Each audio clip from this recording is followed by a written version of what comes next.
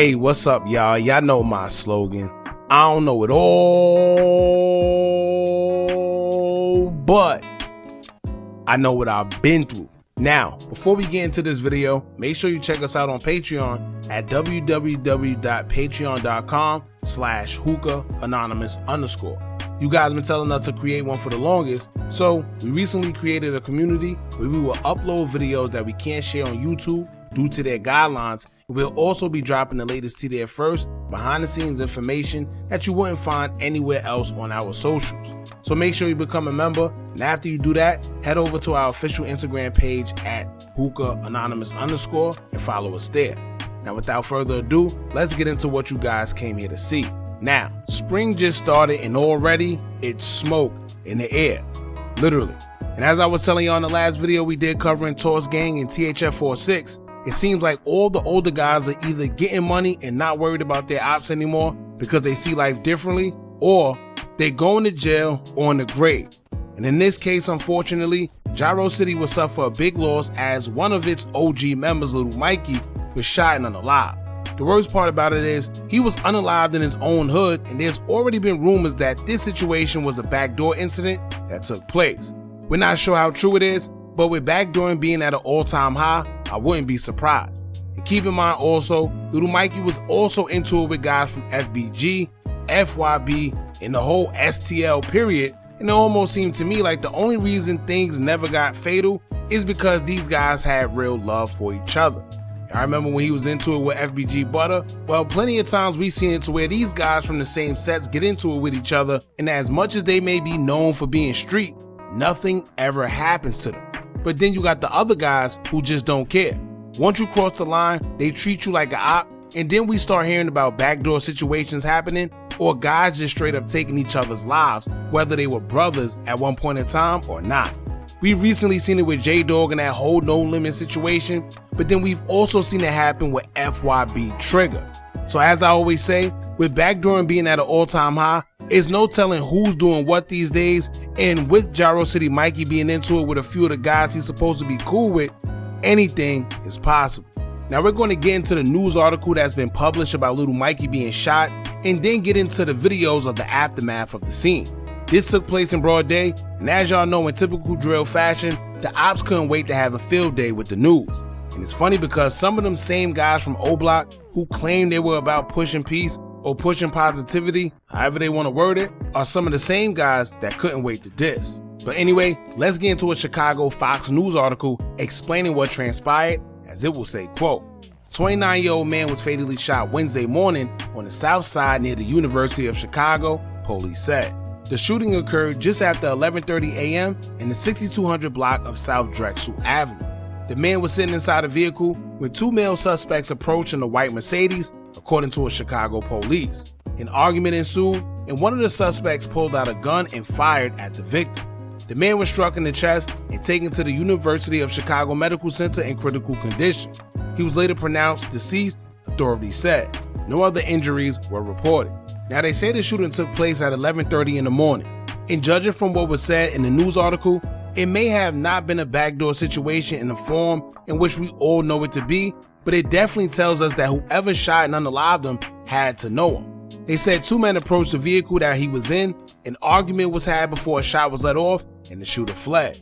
Now I also seen a couple places where they say he was shot multiple times. However, from the news article, it says that he was struck in his chest, and they didn't mention multiple shots going off, as they just said that he was shot in his chest. Now I say he had to know whoever shot him, because if it was in fact the ops that did it, when they approached the car he was in, it wouldn't have been any talking.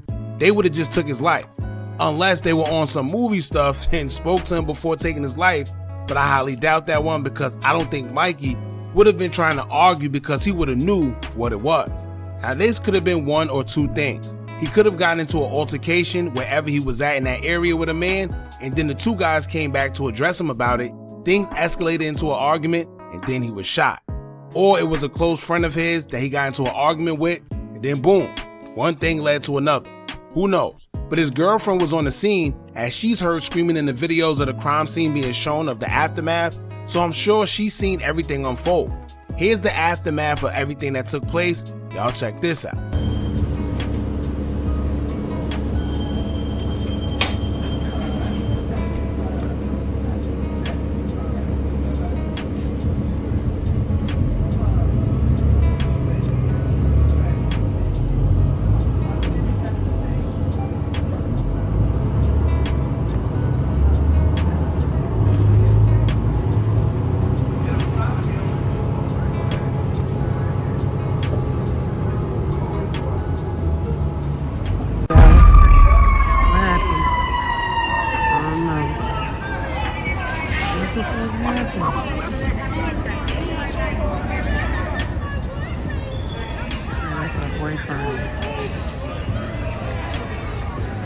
Oh my God, what happened to him? Did he get shot or what the happened? You know what happened?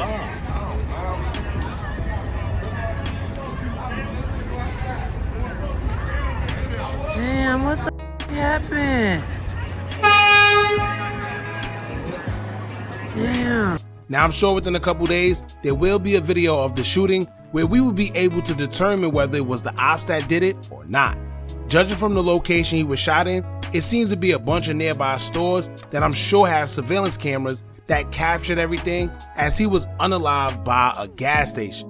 Also, there's a school nearby, which is the University of Chicago. So whoever did that shooting, I'm sure will be captured very soon because as y'all know, they don't play when it comes to shootings near schools. Plus, it all happened in broad daylight. Now in typical drill fashion, after news came out that he was unalived, y'all know his ops had to give their 2 cents. With O Block being the main ones, everyone would come out the woodworks with something to say in regards to the death of Little Mikey. Rico Reckless would be the main one as well, as he would stay quote, "Well, like gangsta-ish cool, but staying alive is a skill in Chicago. You better learn it or it's gonna learn you, little boy." And it's kind of crazy that he said that because I'm starting to realize a lot of the guys that were a part of the drill culture at one point in time in Chicago aren't even in Chicago anymore. Yeah, they may be from there. Yeah, they may have been a part of the drill culture, but they're not there no more, but they speak on things that happen in there as if they still there. I don't know. But now 800 Abel would diss FBG Young after the news was surfaced about Little Mikey, as he would state, quote, "Bro, you lied in your song saying y'all made 800 change their game. And y'all steady getting effed up.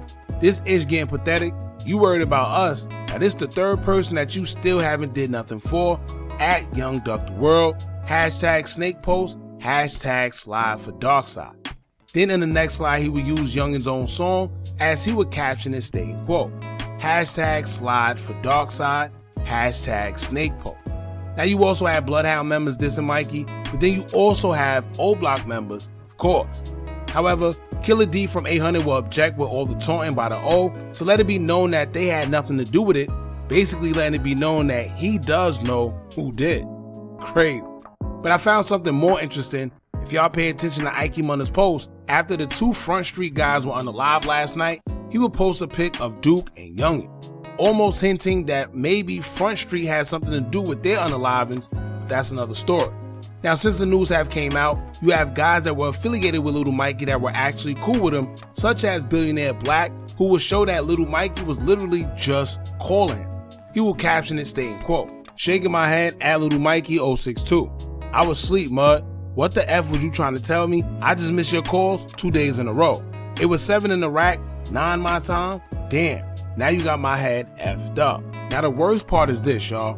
Little Mikey was literally released from prison like a year ago. And I say time after time how jail be saving a lot of these guys from losing their lives early. Fortunately, some of them are actually better off in jail when you think about it, because just think, he'd probably still be alive if he was incarcerated, as crazy as that sounds. But when he came home on the first day out, it's almost as if he didn't learn anything anyway, because he was already bumping FBG Duck's song Dead B Words in the car after being fresh home. Make Chicago legend shit. That was just about business. I wanna go against the dead. Okay, I did. But T-Roy and OD them dead. You heard about Jake Money? Yeah. Niggas ain't did the same way. Bitch, don't play with games. You don't want to look broke in that game. Y'all let me know what y'all think about this. Do y'all think Mikey was backdoored? Or do y'all think it was just an altercation that went left and he will end up losing his life? Rest in peace to Little Mikey. Y'all jump in the comments and let me know what y'all think about this. Don't forget to like, hype, share, and subscribe. Hit that bell so you're notified every time we drop new content. And remember, as long as you keep on watching, I'm going to keep on dropping. I'm out.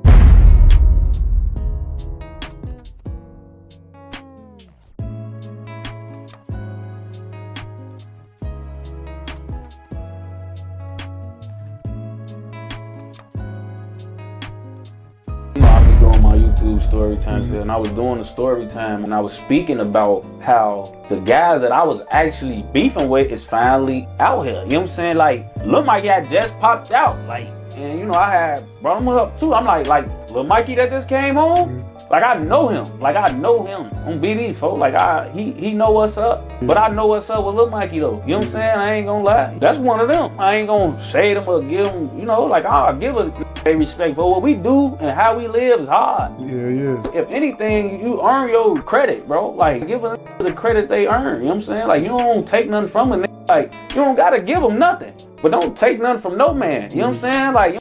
Are you tired of a bunch of social media gurus promising you results with their course, but all they do is take a bunch of information off YouTube and Google, then sell it to you? Well, look no further. Our YouTube Tips and Tricks Masterclass course comes equipped with SEO tips and tricks, along with methods we use to growth hack our YouTube channel. It also includes step-by-step ways to publish your video before uploading to guarantee a great SEO score, therefore your videos can rank and be shown to a bigger audience. Views and subscribers don't come by luck, and just how YouTube have an algorithm, you should have one as well that can guarantee you results. We doing websites and softwares we personally use to generate money creating Faces YouTube channels. If you also would like to skip the process and just buy other pre-built accounts, whether it's Instagram, YouTube, or Facebook, we also threw that in there for you too. We went through trial and error, so you don't have to. Click the link in the description or the comments and get started today.